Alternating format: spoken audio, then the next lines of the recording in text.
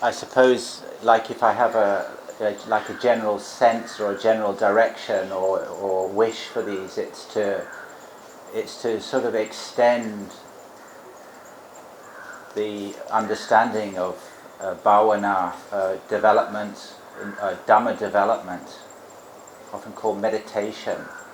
Sometimes Buddhist meditation gets reduced to metta bhavana and anapanasati, like two meditations, whereas I feel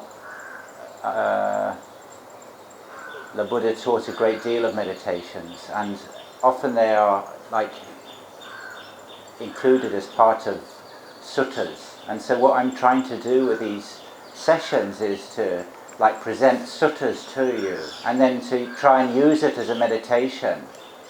Like I suppose in a sense, just by presenting a sutta, that's already a kind of meditation, isn't it? Just in terms of listening to my speech, and then that becomes also meditation or development for you, if you can kind of use the material. And then also you try and the challenge then is to remember what was said and to try and integrate that into your life in some way. Sometimes some of you take notes during these sessions. I feel that's a very good sign, because it becomes a physical record. Today I'm going to talk about the Chulha Tanha Sankhya Sutta, Majjhima 37. Probably you've read it, have you? This is a very lovely, and it's one of these kind of gems of Buddhism, and it's one of the brilliant characteristics of the Buddha. Often he could compress his teaching into very simple terms and very beautiful terms. And I think what's particularly beautiful about this discourse, which I'm not going to relay to you in full because it's not really suitable, but what's like particularly attractive about the discourse, I found, is it's got a very it's sort of amusing story, or humorous. It's very lively, a lively story behind it.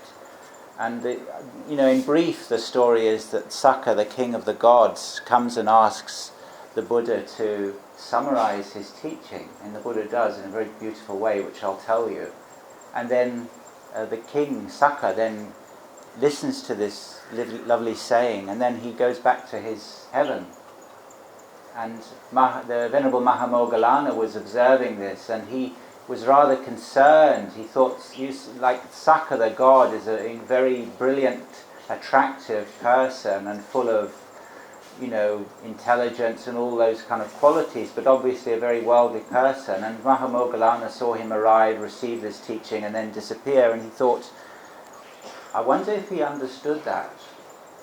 And so Mahamoggallana then went up to Sakka's heaven and to ask this question. And initially he asked Sakka, did you just go and visit the Buddha? And he said, I did. And what did the Buddha teach you? And Sakka kind of evaded the question. He said, well, I'm quite busy and I haven't forgotten, but why don't you come and look at this lovely palace I built?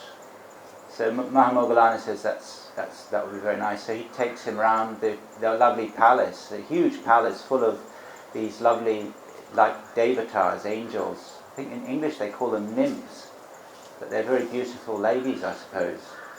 And so Sakka was obviously very well, in terms of sensual pleasure, he had all the sensual pleasure that he could wish for.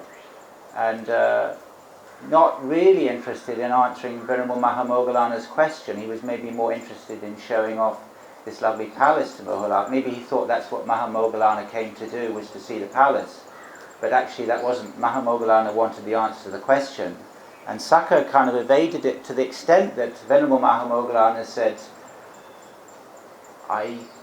he felt he had no option. So what he did is he shook the palace with his toe. That's very impressive, isn't it? Imagine shaking like even this building with your toe. That would be quite impressive. But to shake the whole of Sakka's palace with your toe.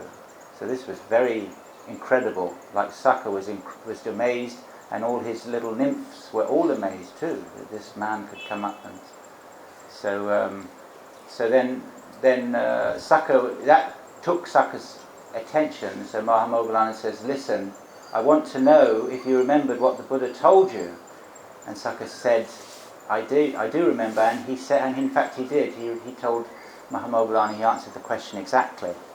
So that was the answer to the question. So then Mahamoggallana to the Buddha and relayed this story to the Buddha. And I suppose the slightly one aspect of the story is that Mahamoggallana is slightly disparaging of Sakka. I mean, Sakka is obviously a very incredible being, but Mahamoggallana's interest is not really on those aspects of how big your palace is, or all those kind of things. He's really interested in the Dhamma quality of the being, and for some reason in the sutta, if you read it, he refers to Sakka as a yaka. He says to the Buddha, do you remember that yaka who came to see you? A yaka is a kind of, seems to me like a term of disparagement. If you call someone a yaka, he didn't call him the king of the gods. The Buddha was much more diplomatic when Venerable Mahamoggallana asked, do you remember that yaka that came to see you? And the Buddha said, I do remember that Sakka, the king of the gods, came to see me, yes. The Buddha was very polite, actually.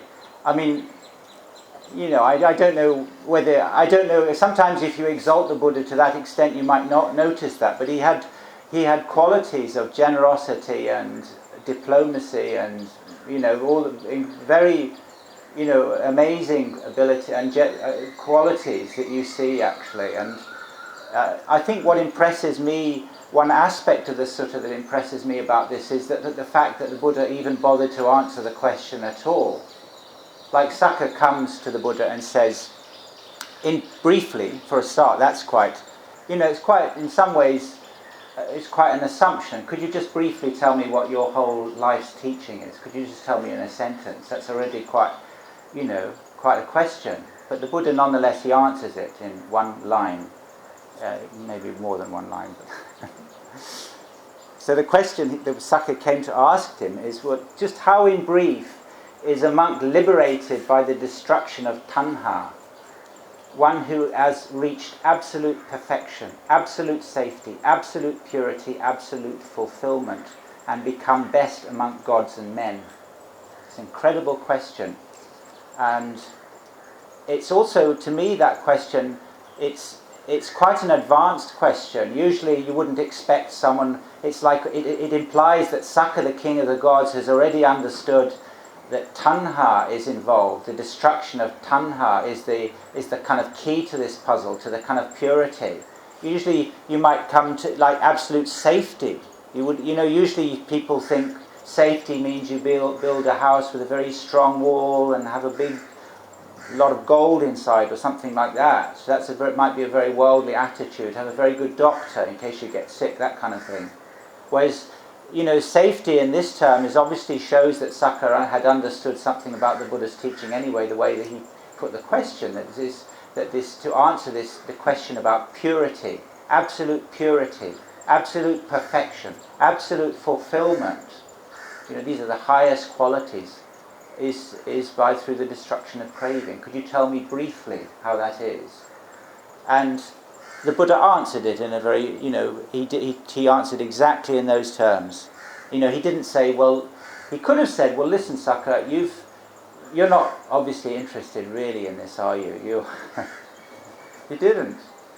He told him, and, I think that inspires me really. It makes me think that really this, if you can answer such a question in such a brilliant and generous way, the Buddha taught that even Sakka, the fact that the question was sincere, it meant that the Buddha was answered it with the same generosity and sincerity, in spite of maybe, like if you take Mahamoggallana, there's a sense of feeling, he's not going to practice. And when you go and see the palace also, it's the destruction of tanha. There's the man who lives in that huge palace in the heaven of the gods. He's asking about the destruction of tanha. How many nymphs has he got living in there? And he's asking about the destruction of tanha. It's almost like you wonder is he serious or not. But to me, the Buddha said, look, that his attitude was not of withholding that kind of information, and that shows to me that that information is of value, it's of use to Saka. I mean, even if he doesn't in fact seem to be practicing it, has a value. I mean, it's obviously stayed with him, and he could use it. Then I think then I feel for you also. I can, discuss these terms. These are very exalted terms. I mean, we're talking here about arahantship. And you might think, well, why are you talking to us about arahantship? Well, my feeling is that it's a value to do that. And the Buddha was willing to do it in many different ways. The word tanha in English, it gets translated. We have similar problem in English, by the way, because we have a tradition of translators who have been, publishing books for over 100 years now. And so that the decisions that those early translators made have a certain weight and momentum, and it's hard sometimes to fight against it. I mean, these were not, many of them may not have even been meditators, but they were interested in Dhamma, but they chose certain words, and then you get, like, to change that tradition of translation, it can be difficult to do, simply because of, for 100 years we've called tanha craving, and that's just what tanha is, it's craving, and you can't, but for me, I reject the word, and I think, you should feel free to do that. I don't know what the singular word is, whether it's the same, but craving in English just means like strong desire, like I'm craving for usually craving is associated with eating, for somehow, craving for Coca-Cola or something like that, or craving for chocolate. Usually it goes together, the word craving and chocolate goes together, I think, in English. So it's an odd word. It just means strong desire. Whereas for me the word tanha is, the key to it is desire of a form, but it's desire that's linked to ignorance, avijja. It's ignorant desire.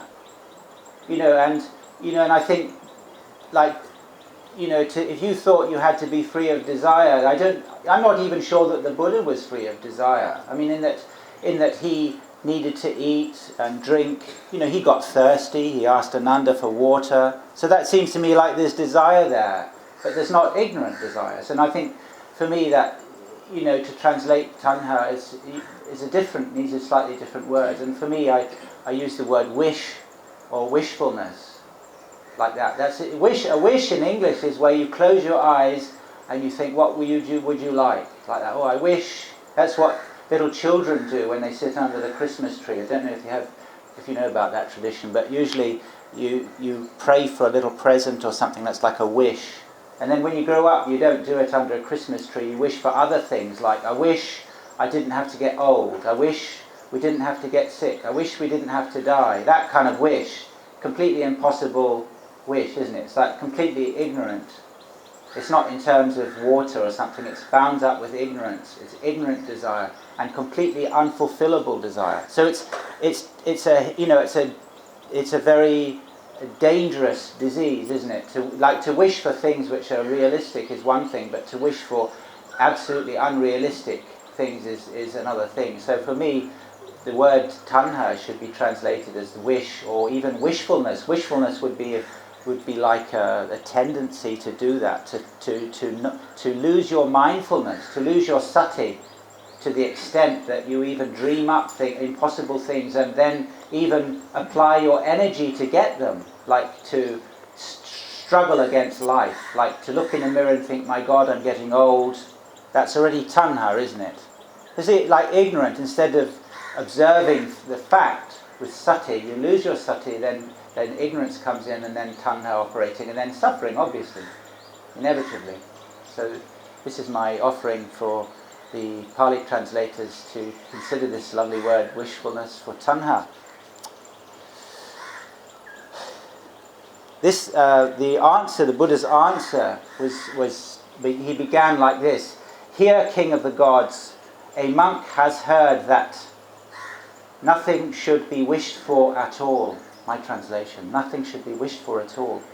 You must have heard this, I suppose, and singly you will have your own. In Pali it's sabbe dhamma nalang abhinivesaya. That's the word. 4 words. What people the trouble people have with translating is the word alang, nalang.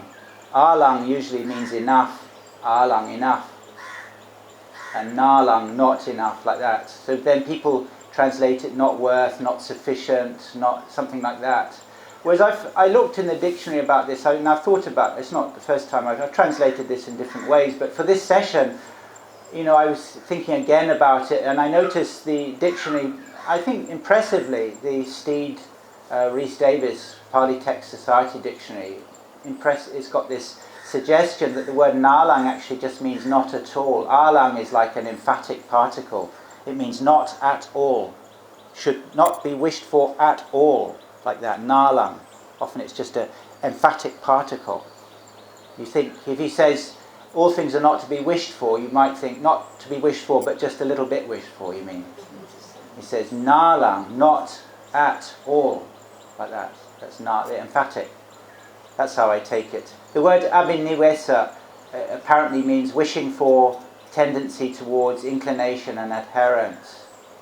I've chosen the word wishing for because it ties up with my lovely word tanha. I like it, so I chose that one. So that's all. When a monk has heard that nothing should be wished for at all, then he's talking to Sakha now, remember? Then he knows the whole teaching thoroughly. So sabang dhammang abhijanati. Janati is know, abhijanati, thoroughly. And then he knows it accurately. Sabang dhammang parijanati. When you heard that, then you've really understood it. That's incredible, isn't it? That's the whole of it. So it's like a jewel. Those words become, for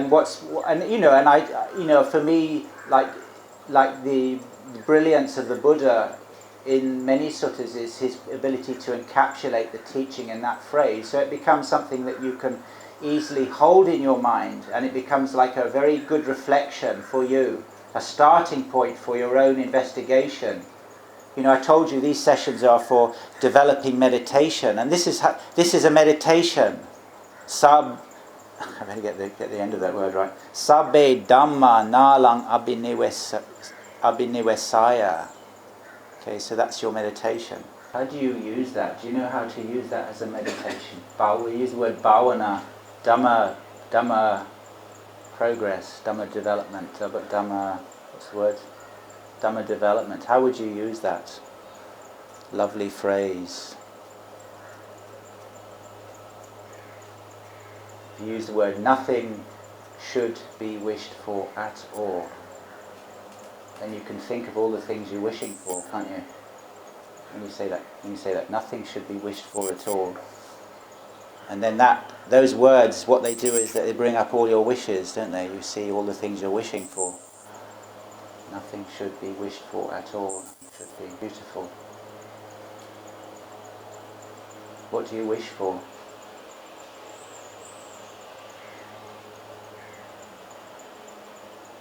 I guess in Sinhala you have a similar word, do you? Like wanting is one thing and wishing is another thing. Sometimes they have another word in English, it's called longing. A longing, it's similar, ignorant. It's bound up. It's not simple desire. It's actually more to do with ignorance. I long for the past. I long for the days when it was so nice. Then they think next thing is how to get a time machine. We could just have a time machine. This is ignorance in full flow now. You see. First of all, you think up the wish, and then you think how to get it. It's impossible. And then you wonder why your life is so full of suffering. So then the Buddha says, when you know this lovely teaching, then the monk, it's interesting that the Sakha asks the Buddha, how is a monk liberated by destruction of tanha? So he's talking about monks. He's not asking how could I be liberated, Bhante. He doesn't say, how could a monk be liberated? So then the Buddha says, when he knows this teaching accurately, then whatever sensation he experiences, whether sukha or adukkama sukha, which I'll come to, he looks at it in a certain way, whatever the Vedana he experiences. So these words are sukha, dukkha, adukkama sukha, Vedana. I suppose you all know what those are, do you? You're all experts. Sukha. Sukha is like the word sugar. Sugar. Don't know what dukkha is like. Sukha, usually, the translators again call this pleasant, I think. Pleasant. And dukkha is painful. Adukkama sukha is neither pleasant nor painful, like that. I think for me the word, like you say, if you say what is pleasure really? To me it's pleasing. It's more helpful to look at it at what it does than rather what it is. If you say what is pleasing, what is like that sound in the background, what is that Vedana?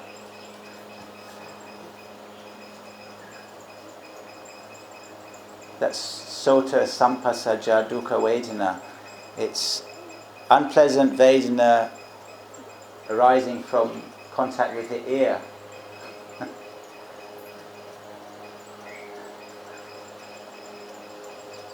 So I use the word displeasing for dukkha, because more of what it does, like Vedana, it sort of hurts you, doesn't it? That Vedana it hurts you. I'm not criticising it. I'm not saying it shouldn't. It's just a fact, isn't it? And sukha is pleasing. So pleasing is that's what sukha is. Pleasing. Dukkha is displeasing. And then adukkama sukha is you could call it neutral, but I think if you call it neutral, you fall into the same. You fall into the same problem in a way to describe what it is rather than what it does.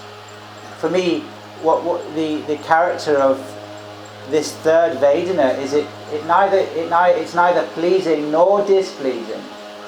It's neither one nor the other. It's still Vedana.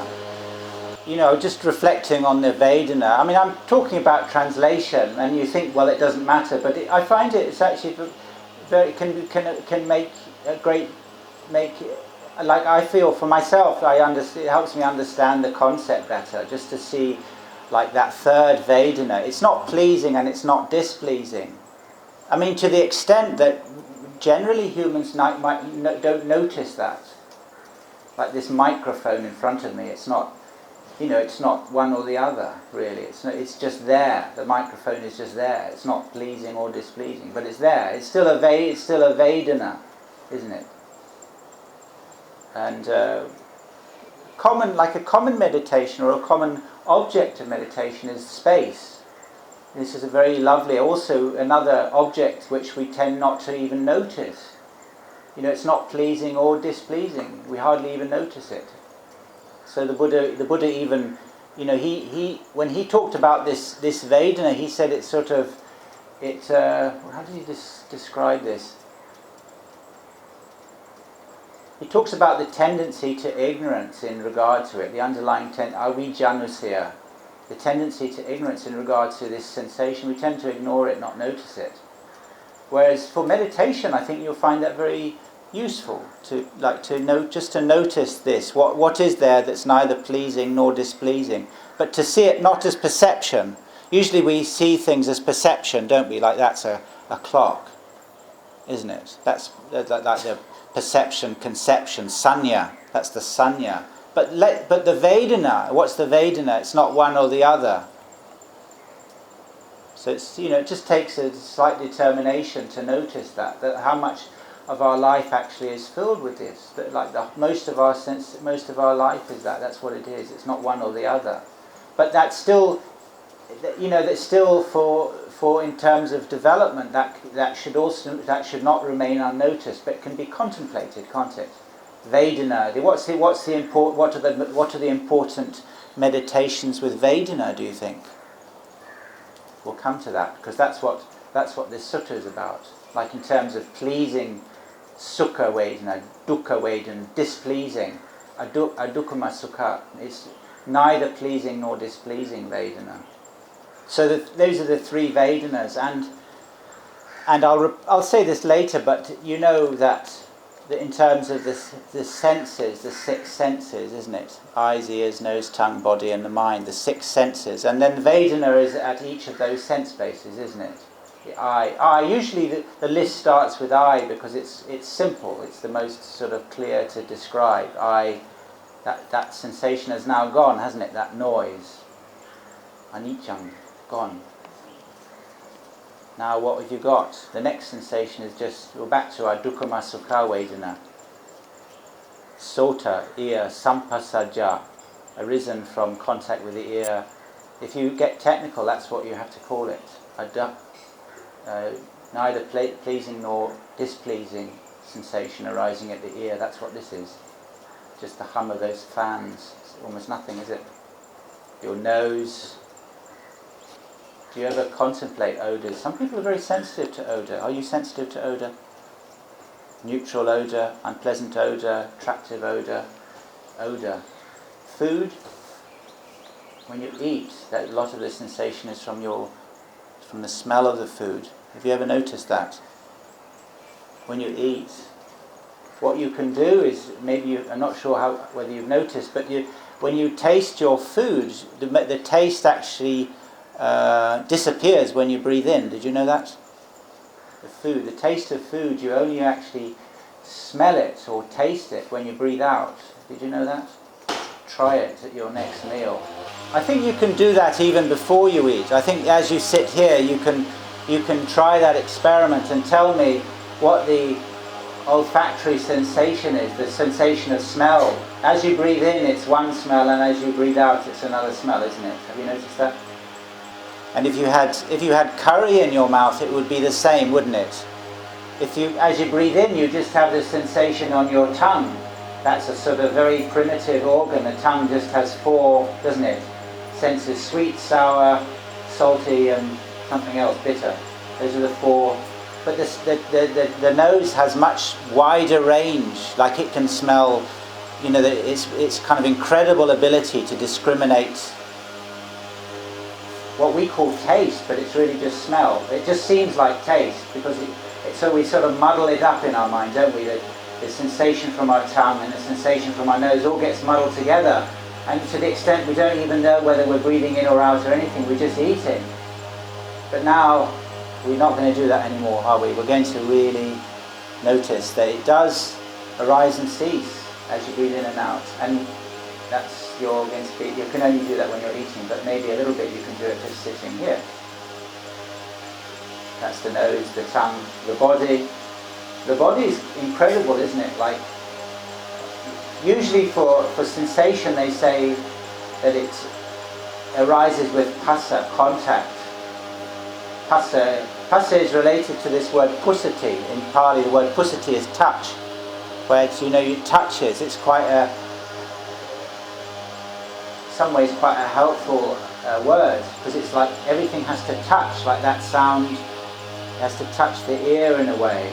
Everything, the only way we can gather sensation is through touch. It has to touch your senses. And there's the body, it's the same, like your hand can touch things.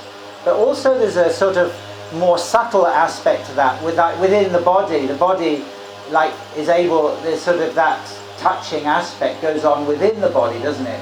Like if you look at the body, my hand's not touching anything, but I can still feel it. So that phassa, pusati, still continues in a sort of internal way, if you like. Or if you get appendicitis, what's going to happen? If you get appendicitis, is that sukha vedana or dukkha vedana? Very dukkha vedana. You say, what is it that's touching you? What is the phassa? It's just it's like the body gets infected, and then the nerves get very upset, and they send these messages to your brain. But it's to do also with phassa, isn't it? It's also, I won't go into this too much, but like the aspects, but just to notice that that's all phassa too, the body. and all the feelings in your heart, the emotions you have, that's also Vedana, isn't it?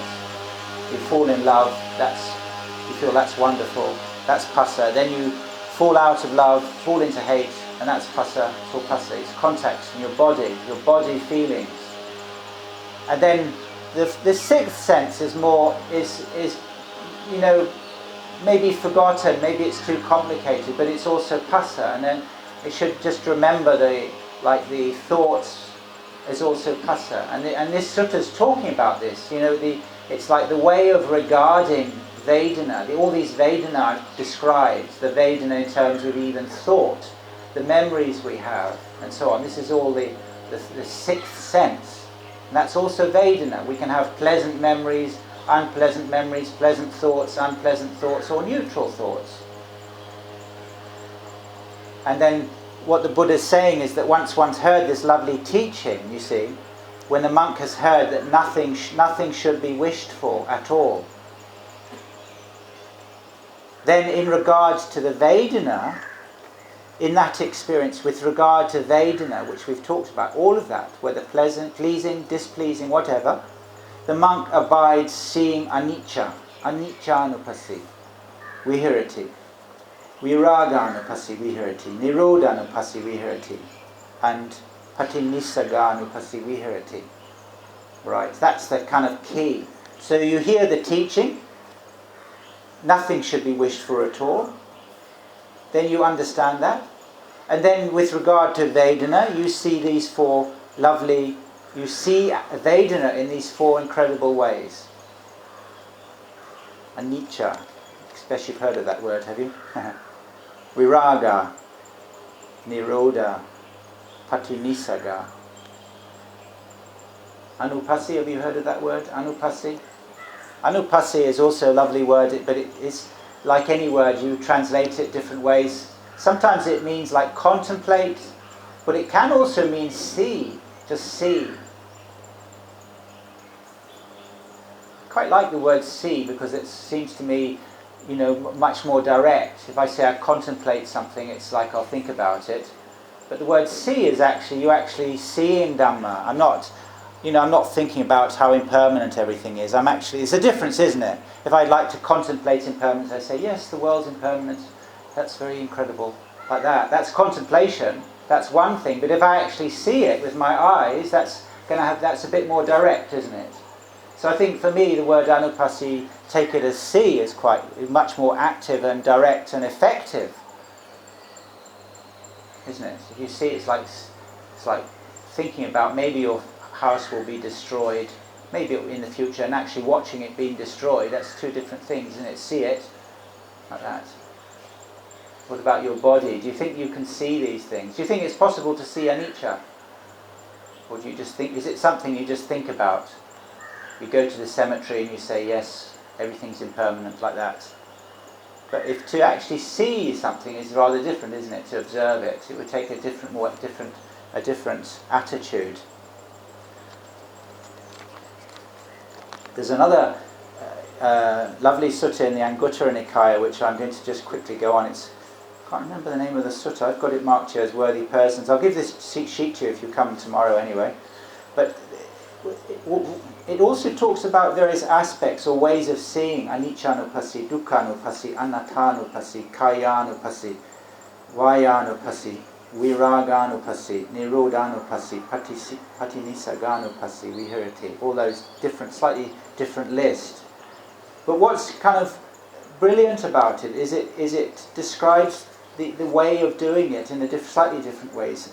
Satatam is continuously, samitam, without a break, abhokinam, uninterrupted seeing.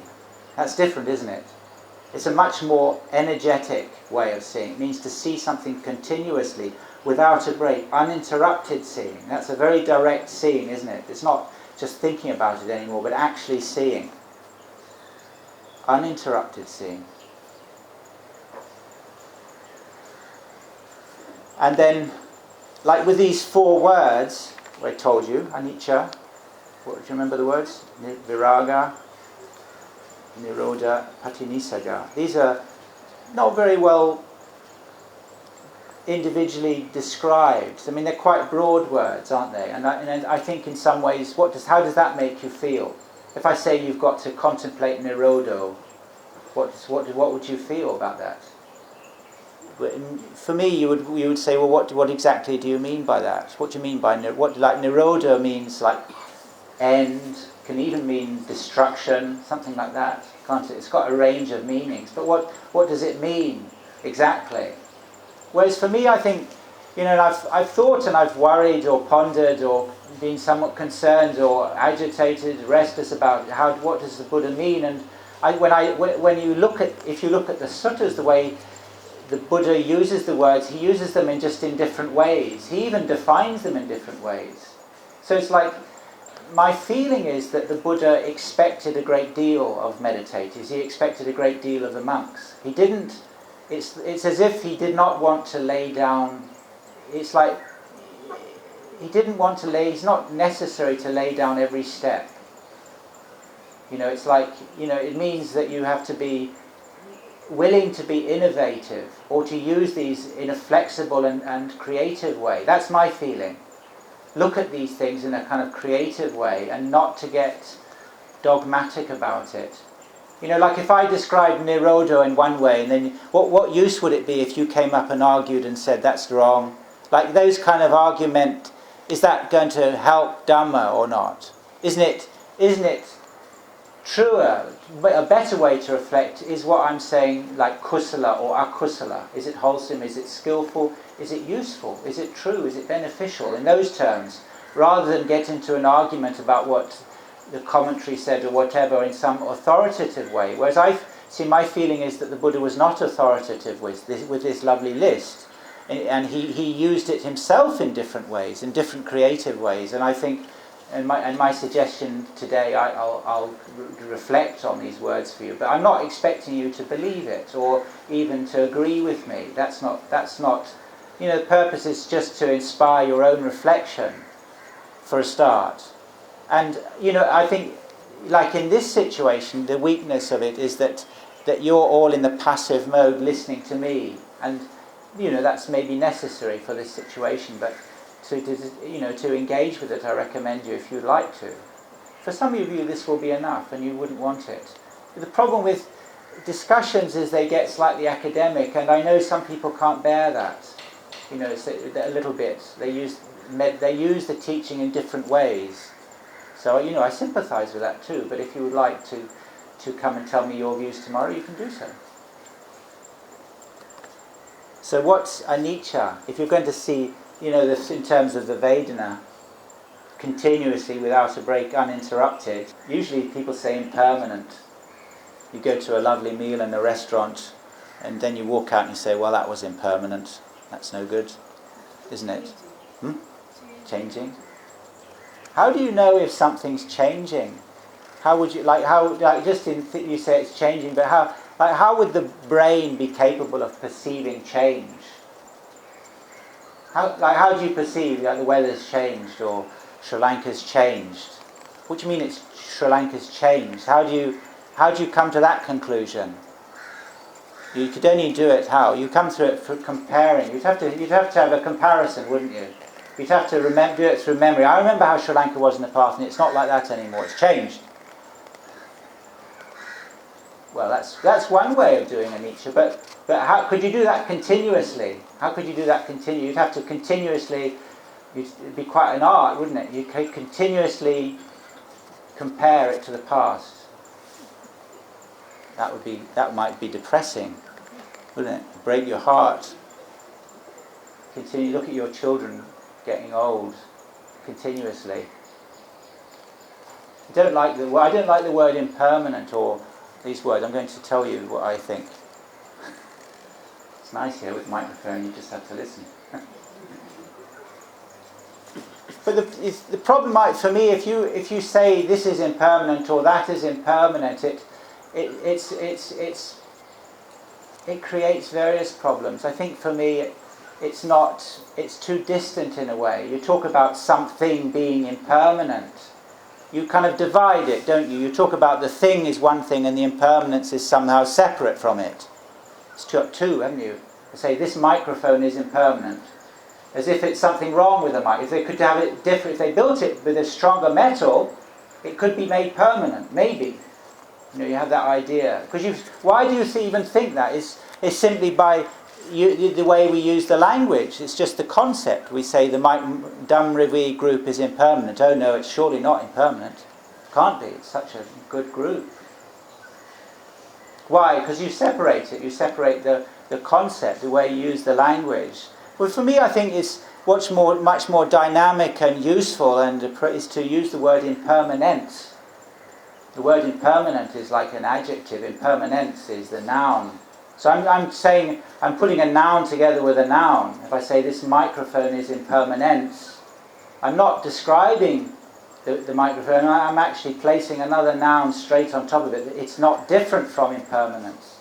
It's not separate from impermanence. Impermanence is the... You're running out of film? No. What do you think of that? So it's like the impermanence is the nature. It's the nature. You can't say the nature of things, because things are impermanence. They're not separate. Everything is it's a expression. Like the microphone is an expression of impermanence, if you like. So I'm putting it much closer together in my mind. Use the word impermanence. This is impermanence.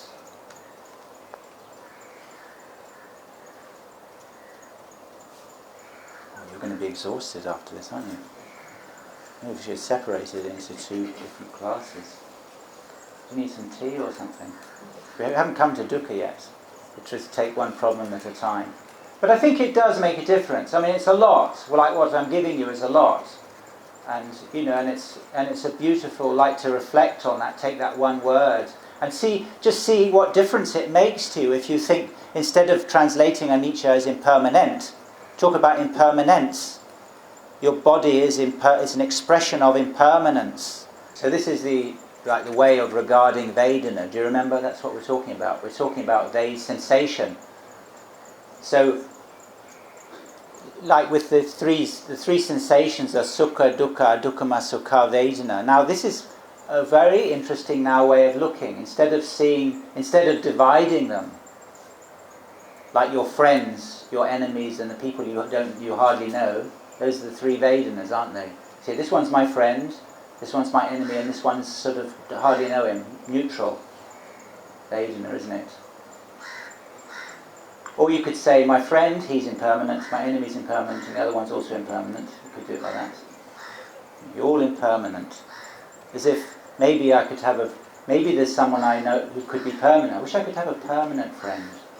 Someone who's more permanent. Could you be my permanent friend, please? That's what happens. This is where Buddhism turns into philosophy. If you say impermanent, then it becomes a philosophy, and then you get depressed. You get criticised. The Buddhists are so depressing. They just go around saying you're impermanent, like an insult.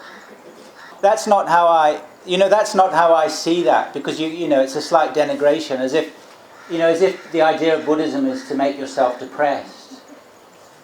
Go around contemplating corpses and so on until you're utterly depressed. Go to the doctor. He says, you must be a Buddhist. You say, yes, I'm a Buddhist. I'm so depressed. It's the sort of only way to solve Buddhism is through antidepressant tablets. It's not supposed to be depressing. It's supposed to lead to peace, isn't it? That's the purpose. Like if you're for people who and now for me, when people ask me about their meditation, they say that it's very, they get very, very unhappy. They do mindfulness of breath, makes them very depressed. They say, just stop it, don't do it, because it's not. Something's wrong, and you can't tell immediately what someone's doing wrong, but something is not working there. It's not the point. The point of these, in fact, the point of these Dhamma discussions is, my goal. I mean, I can't say that I achieve it, but like in my heart, my wish is the effect of these discussions is one of peace for you. That like the memory of these meetings. That's my it's lovely in a way. Like it's a mixture of it's energizing, which is very much part of the spiritual life, isn't it? The energy, like to sit here listening to this talk, a lot of energy, isn't it? And the energy, and also like peace also is similar, like calm. They use the word, what's the word? Forgotten, there's a word for it. But it's calm, and that's the goal of these. So now this word anicca is like my feeling with Vedana. To see things, to see impermanence. It's not dividing Vedana into sukha, dukkha, adukkama sukha. No, I'm not saying that. But instead to see impermanence, to see these Vedanas, all of them, as an expression of impermanence. You understand? I don't know if you follow this, but it's instead of looking at the quality, instead of looking at the quality of sensation in those terms, whether it's pleasing or not, but to look in terms of its impermanence. Look at the impermanence. It's a very different aspect, isn't it? And that's one quality that all these Vedanas share. The other quality, they're different, are they? You can divide and analyse, can't you? This sort of analysis. I'd like to analyse my friends. This friend, well, she's good at this, and I like her because of this, and this one because of that. And that's all analysis, isn't it? And then you can do the same to yourself. Things I like about myself and the things I don't like about myself. That's analysis, isn't it? And that's a lot of grasping there, isn't it? Grasping, attachment, me, mine, you, yours, like that. Suffering, isn't it?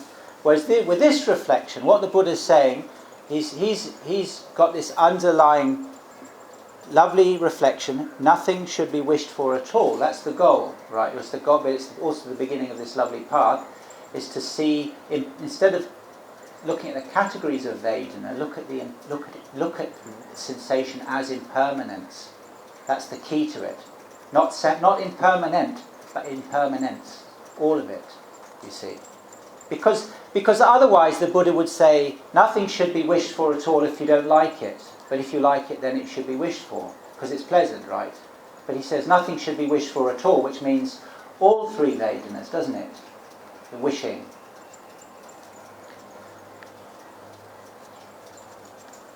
So for this, you need to see. It's a purpose of seeing all three. It's not looking at. I'm not trying to group something whether I like it or not. It doesn't matter now anymore. Because some things are quite complicated. You like them and don't like them, don't you? I mean, usually people have got likeable aspects and unlikable. For some reason, that's not really mentioned in that list, isn't it? The Buddha's, it's usually either you like someone, it's either sukha or dukkha or adukkama sukha, isn't it? That's the usual list. Where life often can be different, can't it? It's often it's sukha cha dukkha, pleasant. It depends how you look at it, isn't it?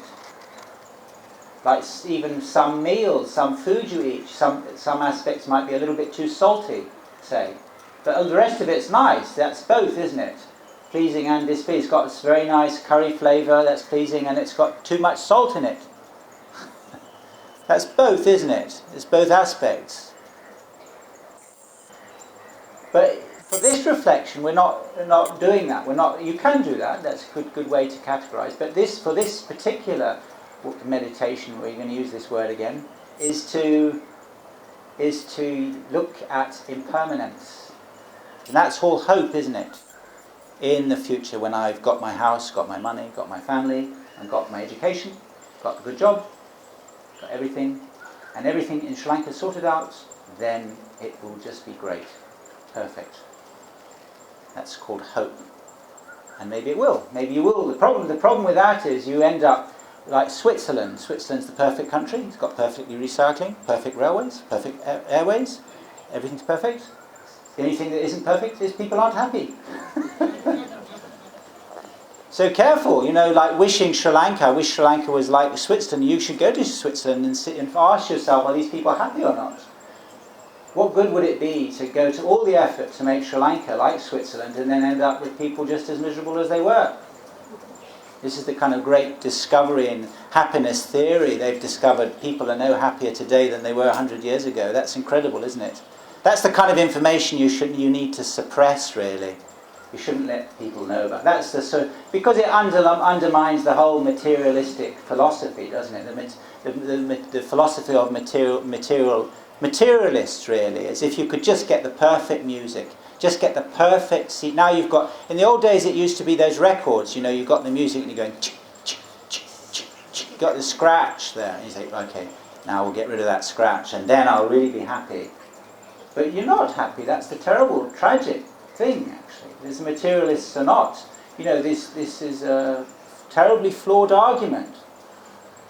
But anyway, I'm afraid to say that's the human dilemma. It's this hope in the future things will be great, and that's like the carrot. I don't know if you've seen a picture of the donkey. You get a donkey and you tie a stick to its back and you hang a carrot in front of its nose, and then it sees the carrot in front and it's tied to its back and it just follows the carrot like that.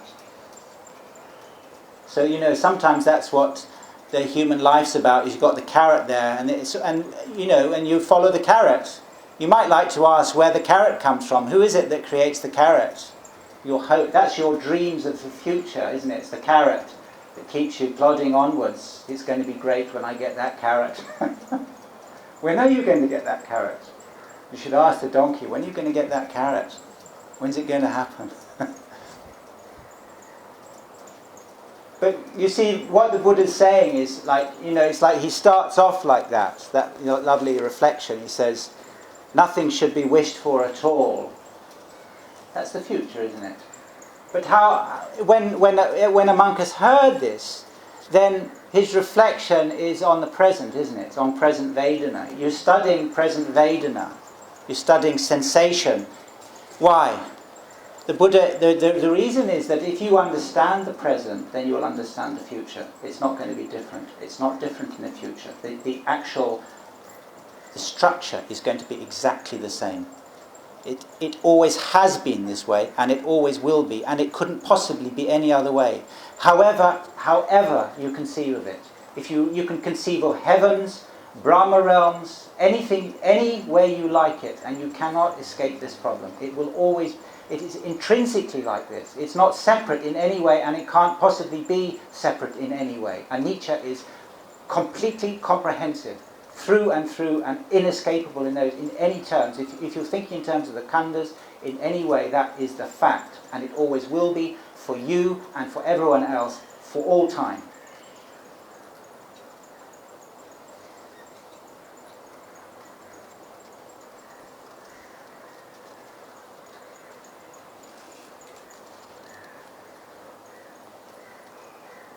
So that makes a difference, doesn't it? Like when you've taken that on board, that affects your behaviour, doesn't it?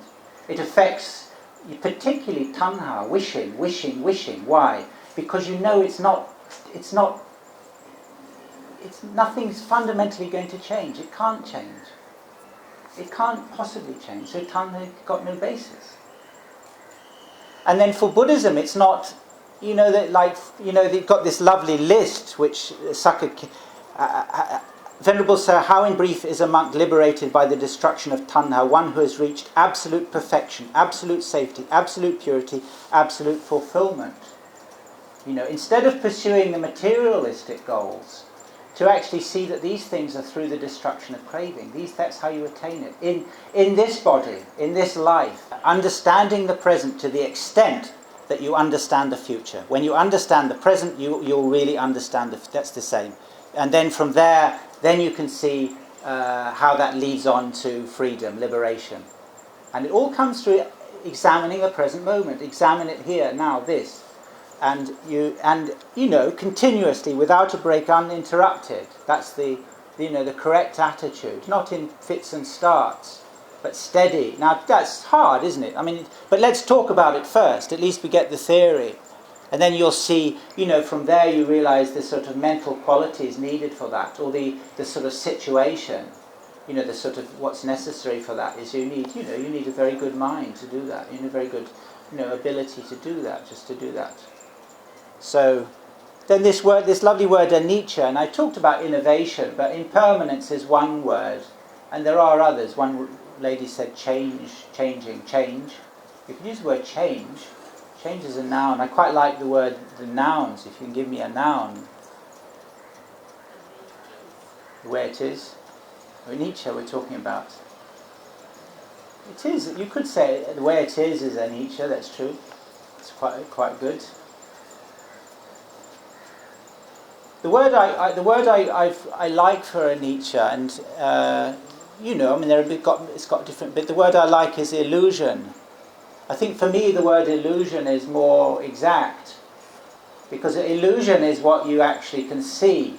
My feeling with the word impermanence, often it can imply that you're having to compare again. How do you know something's impermanent? Well, because it was there and then it broke, something like that.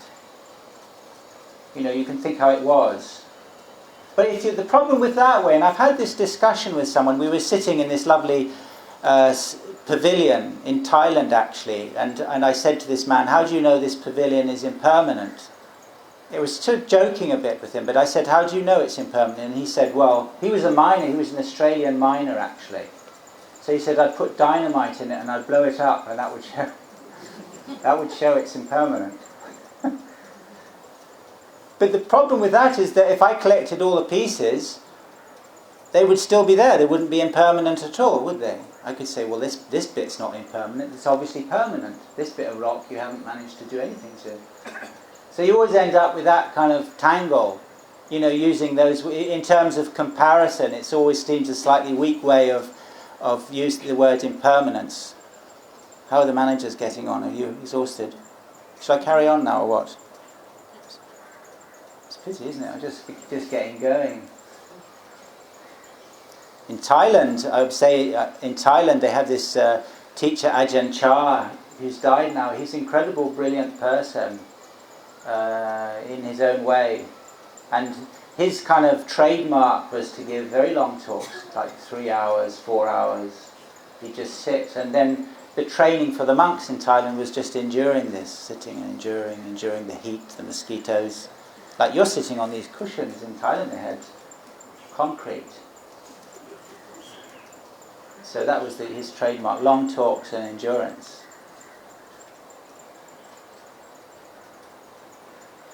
Listen to a talk, you realise that when you listen to a talk, usually he talks for 3 hours, about half an hour into the talk he says, well, today I'd like to talk about something. You think, well, that's half an hour, he hadn't even begun. And then 2 or 3 hours later he says, well, that should sum up the talk, and you think, well, that's about it then. And then he carries on talking for another 40 minutes. You think, when's he going to shut up? You wouldn't say that about Ajahn Chah, would you? You wouldn't dare. In Thailand, Sri Lanka's a bit more relaxed. People are a bit more free to move, I notice. Thailand is a lot more strict. Like you don't move if the teacher's there, you just stay and sit and listen. But here, as far as I'm concerned, you're welcome to leave when you wish. So I'd like to just use this word. Now we're talking about the attitude to sensation, and I've talked about this word illusion. What do you think of that word? Does that sound good to you or bad? Do you think Dhammrivi, this meeting, is illusion? Do you think this is illusory or not illusory? It sort of feels real, doesn't it? Like I'm sitting here and you're sitting there. That's real, isn't it? That's pretty real. It couldn't be much more real, could it? It's that feeling of this is really solid rock. This is really happening, isn't it? But when you walk out the door, whenever it is, say 5 hours from now when I finish, you leave and you go out in the street, what's it going to feel like? You're going to say, did that really happen? Did we really sit there for 2 hours?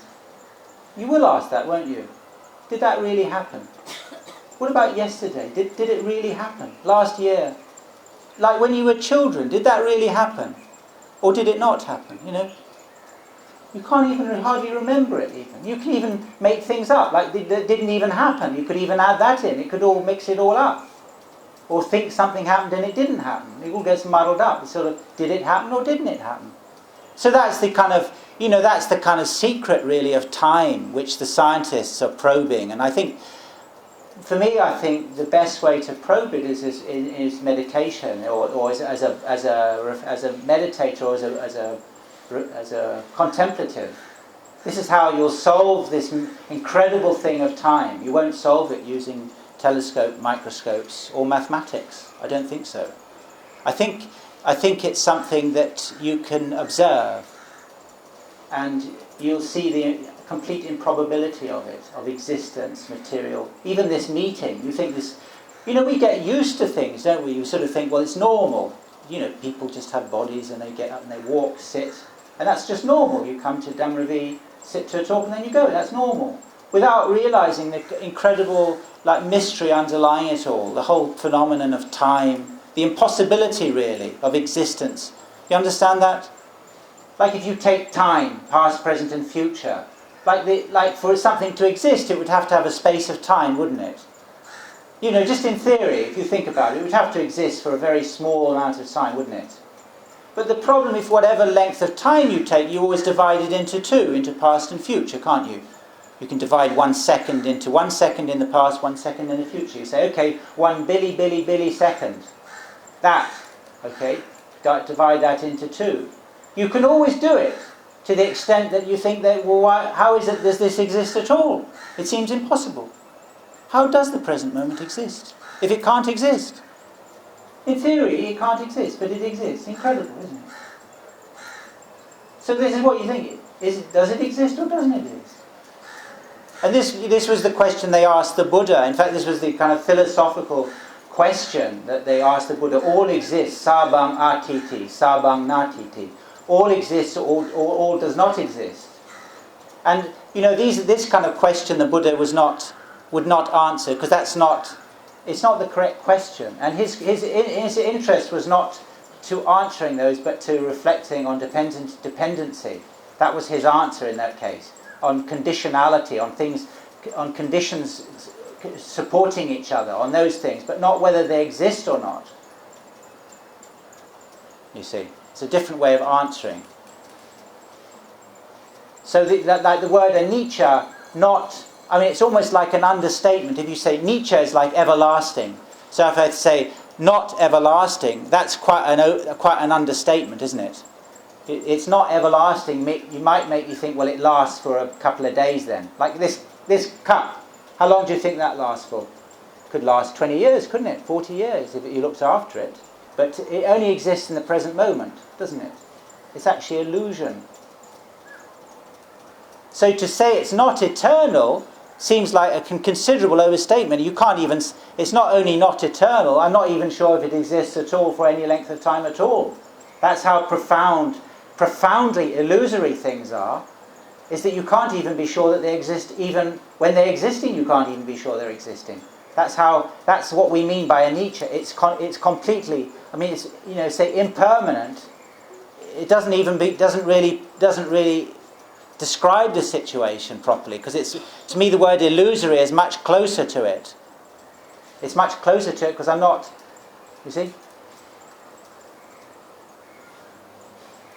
Impermanent, the word impermanent, you say, things are relatively impermanent. This is more impermanent than that kind of thing. You could get into that kind of thing. Where with illusory, I don't think you could say one thing's more illusory than another. If something's illusory, it's illusory. You could say, this is twice as illusory as that. What does that mean? How could something be twice as illusory? It'd be like saying something is 2 times 0. This is twice as 0 as that. It's 3 times. You multiply 0 by 0 a million times, you get 0. So it's illusory completely, all of it, equally. You can't even say equally because it's just illusory.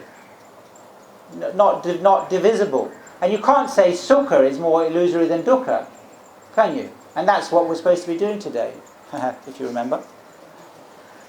We're looking not at sukha, dukkha and adukkha, we're looking at illusion. That's what we're trying to study. Because the problem is if we divide it into sukha and dukkha, we end up looking for sukha. But if you instead say, is it illusory or not, you take a different angle altogether, isn't it? You're no longer searching for sukha. You're out of it. You're free of grasping for all Vedana, because it's all, you're seeing it in the way the Buddha's recommending, this way. Quite brilliant way, illusion. But you have to kind of configure your mind. Like to do this, you have to configure your mind in a certain way, don't you? You have to decide. You say, take the word illusion, say. I think I know the singular word for this, by the way, because I thought it was important enough to ask someone. I think it might be Mayawa. Is it? Something like Mayawan. See. Can speak. Mayawan. But I find those words helpful. Like just as a basis, as a meditation word. If you take the word illusion, just as a meditation, but try to do it continuously, without break, without division, without any form of analysis. See, that's what humans like to do, like to analyse. Is this relatively better than that? Or is this one safe? Or that one not safe? Like that. Is this safe? It's not whether it's safe or not, it's whether it is illusion. And then expand it. To include your own thoughts. Usually that's what we like, to keep out the way, not to look too carefully at thought. Say the world is illusion, but my thoughts are everlasting. Sometimes, because that's what we, that the sense of me is very important, isn't it? That there's a centre. Where's the centre? Where's your centre? Do you have a centre you operate from? Do you operate from a centre? Your view of the world. The you, that's the centre, isn't it? But is that centre also illusion? The centre, is that illusion? Can you turn your investigation to the centre? You see, because what would be the consequences? That would be incredible, wouldn't it? Like if you saw your centre also as just expression, as illusion, no different from your body or the air around you. It's all the same quality, all illusion, isn't it? You see the brilliant aspect. You see what happens from that. Like if that comprehensive sweep, then you get what? Standing back, nibbida viraga, etc. You see? Why? Because you've included it all under one category, illusion. You see, and from that the body itself, illusion. And it's hard, isn't it? All the things that we've confidently held to, and is now suddenly investigated in a different way. And this is called going against the stream. This is using thought in a different way, isn't it? And and spiritual people, it's leaving. This is called leaving the world, isn't it? It means not following the usual ways of thought. You see. I mean, that's the ideal, really, of the monk, isn't it? The arahant is the one who's you can't. The arahant is not going to think in the way of the world. You can't rely on him to think the way you do. He's a rebel. It's like utter rebellion, isn't it? To think like this, doesn't it? Why? Because it undermines everything that society is structured on. Society is structured on sort of external security, administration, finances. And then some guy walks in the door and all he's thinking about is illusion. What good is that to you? You say, this fantastic bank, and the guy's just thinking illusion, illusion, illusion. Nothing. What use is that? You see how rebellious and disastrous that is, you see. But I mean, that's really where saddha comes in, like faith in the Buddha, Dhamma, Sangha. Where is your faith? Is your faith in the Buddha, Dhamma, Sangha or in financial security or what? Who's your Kalyana Mitta? That's the fact. Who are you listening to? Who's your main influence, really? And if you listen to certain people, you get one influence, and if you listen to others, you get another. And that will be the configuration of your mind. It's the way you look at things. Whether you think, you were looking, is it how pleasant is it? Or you say illusion. Illusion, illusion, all of it, including the body, the mind, the centre, all the things that are most precious and cared for. All of that. And from that, incredible, then the Buddha's, in this sutta, is talking about achanta kema. Ultimate safety. Incredible. Ultimate safety. That's from that step, from reflecting on anicca, that is where your achanta kema, uttermost safety can be found. How important that is to humans, isn't it? What is it? Is that what you want or not? Of course. Uttermost safety. This lovely word, the next word, viraga, is also very, it's perplexing really. Raga, raga is like passion or lust in English. That's the word. They usually use lust, passion. But it's a complicated word because the word actually also, it's related in Pali to I think the word stain, ratiya or something. I can't remember the word now. Something like stain. And so virati is like bleach even, or discolour, fade. Sometimes they use the word viraga like fade. Sometimes it has other meanings. Sometimes raga means more like attachment, and then viraga would be like detachment, like that. It has a kind of flexibility, and that can make you feel insecure. That could do. Or you take it as an opportunity for innovation. I mean, the Buddha's like offering you an opportunity to use, and he uses the word himself in different ways. And so you have to keep up with it. You have to. My feeling is you have to live up to his expectations, no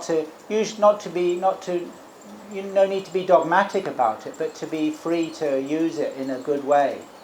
And and there are many aspects to it. And the word I like, viraga, like commonly called dispassion, like viraganupasi, seeing dispassion, always struck me as very perplexing word. And the word I preferred, this is a meditation, we're already meditating, aren't we? You can say when they ask you, will you meditate? Yes, we're meditating today for 2 hours. We listen to this talk, 2 hours meditation. The word for viraga, I was thinking, was this word non-fulfillment. Do you mind me saying this?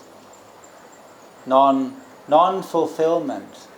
Usually people think their senses are like this glass here, don't they? You kind of fill it up with water or something, like sensation. I think very often that's what people try to do, is that, they look for some kind of sensation and then they talk about fulfilled. Do you feel fulfilled? Has your life fulfilled you?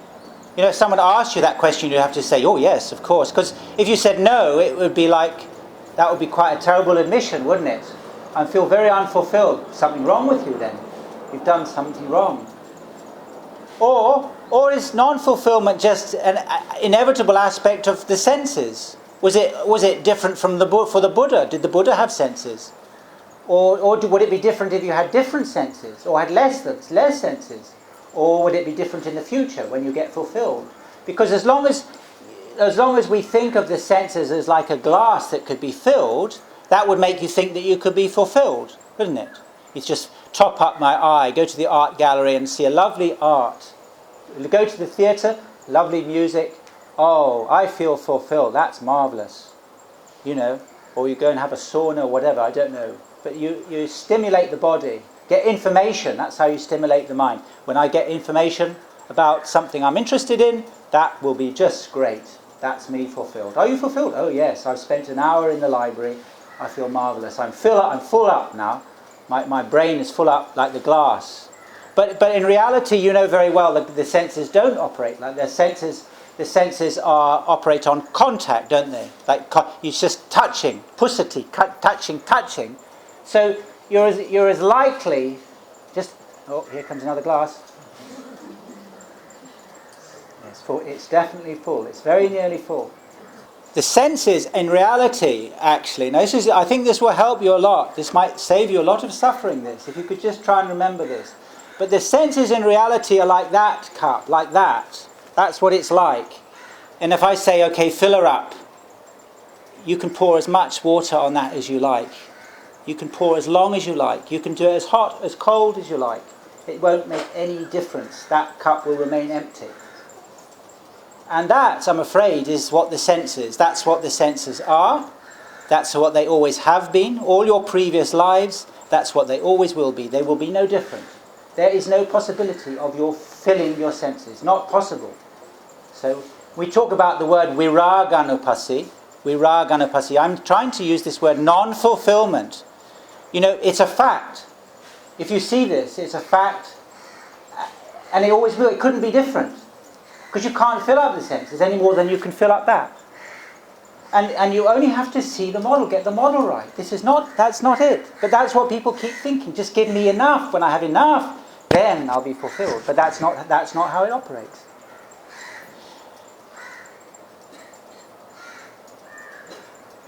And you say, well, I'll go to the restaurant and I'll have a lovely meal and I'll fill myself up. But you don't you fill your stomach up. That's all. You don't fill your tongue. Your tongue's still there, isn't it? Eventually your stomach has to say, stop. No more. Your stomach has to tell you, but your tongue's still there. And you can say, well, I'm not full. In the Greek times, they said, I'm not fulfilled. So they used to have these meals and then they used to vomit. so they could have more, you see. Terrible, isn't it? Why do people behave like that? You go to a banquet, ask for a bucket, vomit into the bucket, and then start eating again. Why? You think, if I could eat 2 meals instead of just 1 meal, or 3 meals, I would be fulfilled. But it's stupid, isn't it? That's not fulfillment. Because you can't fill the senses up, you see.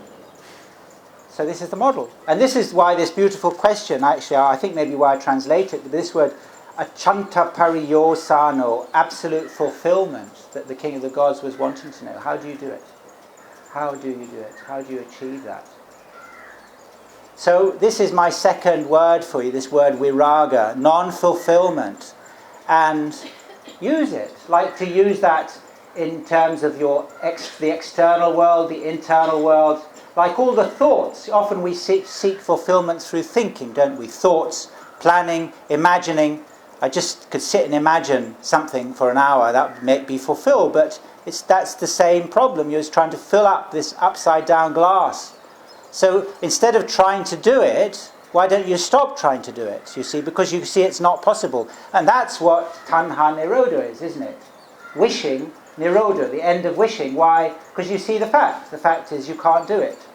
That's tanha nirodha, isn't it? Isn't it? That's the point. That's what the Sakya wanted to know about viraga. Non-fulfillment. In the suttas they use the word nandi nirodha. The word nandi is like delight, a very important aspect of Dhamma, nandi, end of delight.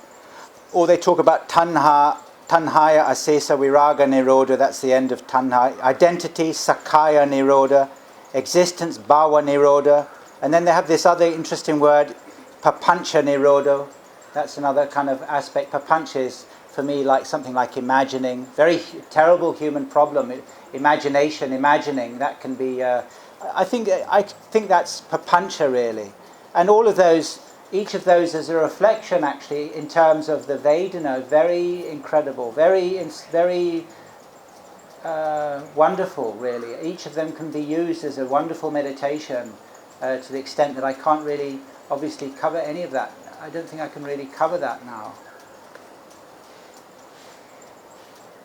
Sometimes, like, nirodha seems to be equivalent to no self or something like that in the scriptures, to see Vedana as empty of a self, empty of a me or a mind. There's another lens through which you can see things. I think, for me, maybe just I'll say it now, maybe later in one of these other meetings I'll repeat this, but for me often...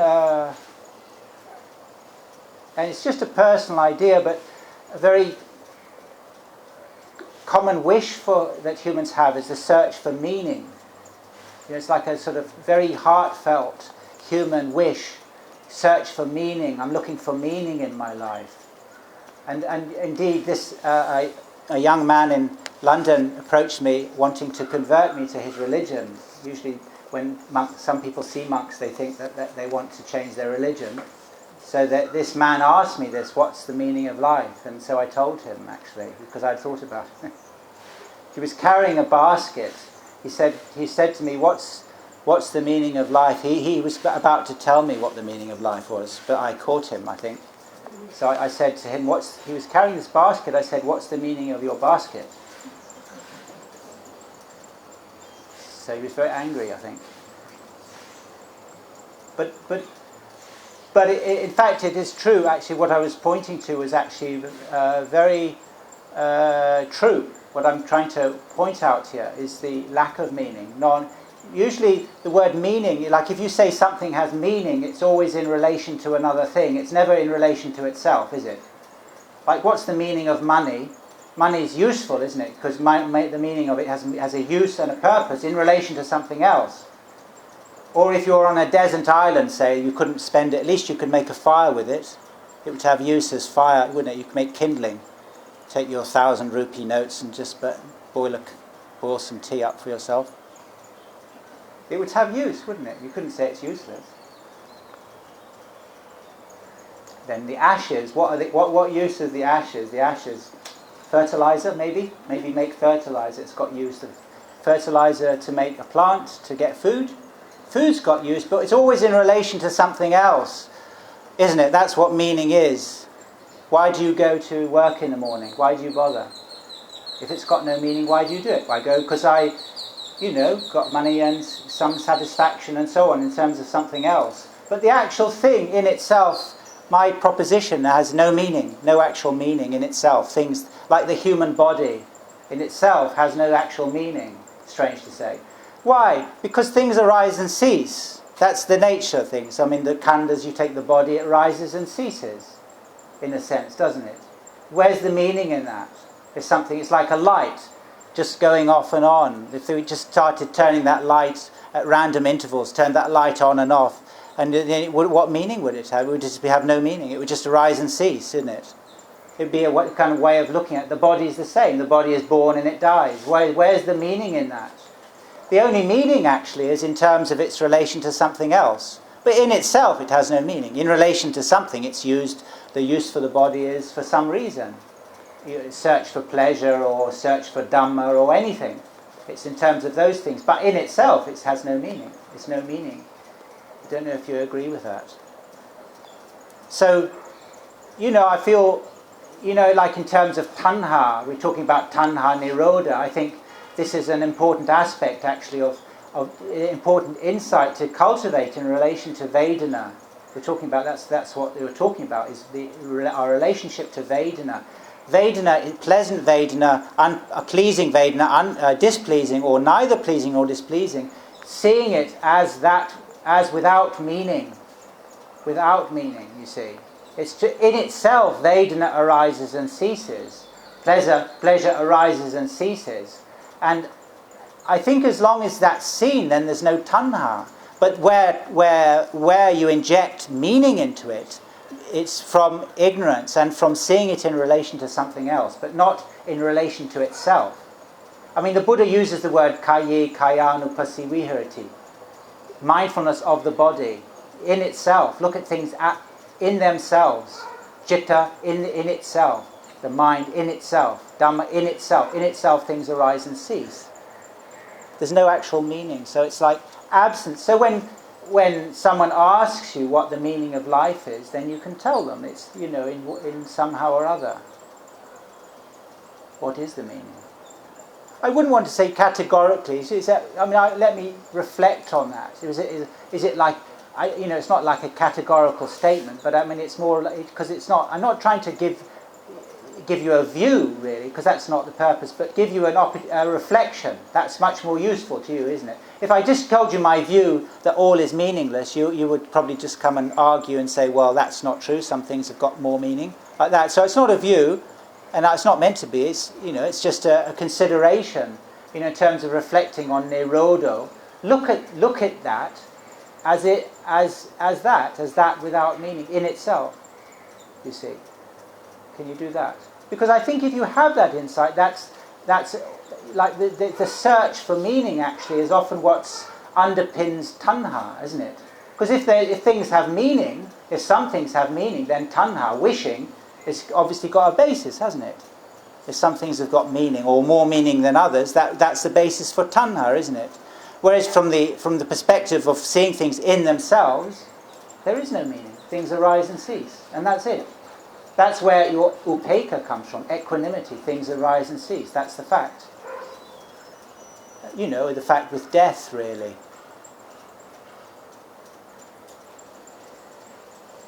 I mean, the sorrow in death is often just, for me, would be where one has lost an opportunity. The sorrow of human death is where one has had an opportunity to cultivate good qualities and failed to do so. That's really a sorrow. But death in itself is just, it's with attachment, the sorrow. Even the Buddha, when the Buddha died, then those who are arahants did not weep and wail, whereas those who were still attached were grief-struck.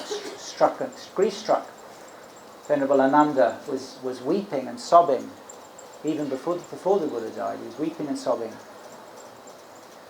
So, this reflection on lack of meaning is only, is true for all Dhamma, And this lovely word patinissagga is the fourth word, and often it can be used as abandonment or rejection. It's one of those two words. It's used in different ways in the scriptures. The word abandonment is quite, maybe let's take that, but it's a sort of nature, it's the fact of all Vedana. Abandonment is, again, I recommend to use the noun, not the verb. You wouldn't talk about abandonment as a abstract concept. Vedana is this is abandonment. This meeting that we're attending is a expression of abandonment. This is abandonment. If you want to see abandonment, look. This is it. If you want to see impermanence, the same way, illusion. This is it. This is abandonment. What the experience now is abandonment. Why? Because abandonment is intrinsic to it. It's intrinsically part of. It's a part of speech, isn't it? How could you say anything if I kept, to say one word, you have to say one syllable, then another syllable. So it's all abandonment, isn't it? You couldn't have a conversation unless it was anicca. It has to be anicca. For anything to exist at all, this is a fundamental fact of it. It has to be abandonment. Abandonment is intrinsic to all of it. Why be upset by it? If it was so it's not. And this fact, the reflection on abandonment and the purpose of it is to see it in the present moment to the extent that you understand the future. This is the future. If you want to know the future, this is the future, you see. And when you see that this is the future, then there's no tanha, no hope for the future, because I see the future. That's the clarity of it. And then with tanha nirodha, the Buddha says, seeing thus, he does not cling to anything in the world. Nat kinchi loke upadiyati. When he does not cling, he is not, I use the word concerned, nat paritasati. Sometimes worry or concern. So like with concern, when you find yourself concerned, that's a sign of attachment, isn't it? Just as for your consideration, concern, worry. It's a sort of, it's intrinsic to our existence, really, the ordinary, all of us, really, this sort of sense of concern. But it is a sign here. So when he is not concerned, he personally attains nibbana. Pachatanye wa parinibbayati. He understands birth is destroyed, kina jati, the holy life has been fulfilled. Vussitang brahmacharyang, what had to be done has been done. Katang karaniyang, there is no more coming into any state of being. Naparang itatayati iti pajanati. That's the end of the talk. Sambhitiyo viva jandu sambarogo vinasatu mate bhavat vandarayo sukhi dikayuko bhava abhivadanasili niccang buddha pacayeno jataro dhamma vadanti ayuvano sukhang balang bhavantu sabba mangalang rakandu sabba devada sabba buddha bhavena sada suti bhavantu bhavantu sabba mangalang rakandu sabba devada sabba dhamma anubhavena sada suti bhavantu bhavantu sabba mangalang Rakandu sabba devada sabba sangha nuvavena sada soti. 1, 2,